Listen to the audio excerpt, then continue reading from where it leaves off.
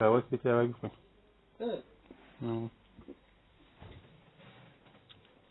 بیا غذا سلطنتی بیا غذا سلطنتی بزنیم بیا نه خواه میگرد اینجا خودت میگیره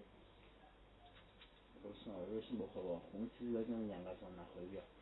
منم به خونه ازمانان غذا حاضری باید بخری بیا من پنجشنبه چیزی درست نکردم بیا غذا حاضریه خود دارید دیروز بدبخت زنها پنجشنبه و جمعه و شنبه یک شنبه نداره که همین چی ها غذا درسته تعطیلی ندارم بدبخت یعنی چه یه پنجشنبه بخوام براشون غذا حاضری بدن چیزی نیست که راه کردی؟ آره ما بیشتر میکنیم حاضری اتفاقا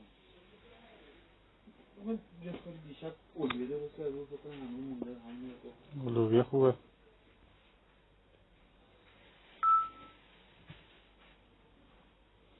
نه حاضری منظرم ساندویچیات بیرونه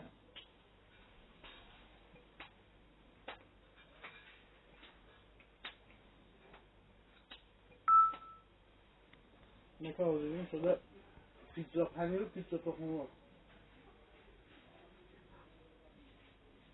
بعد بچه سیزونی تخم مرغ یه تخم مرغ شهروش 4 دونه فلفل دومو اینا میریزم بهشون پیتزا تخم مرغ همونو یه خود خونه پیتزا هم بگیر بزنی روش قشنگ مزه پیتزا انقدر هم خوشمزه میشه اینها سیزونی سرخ کرده و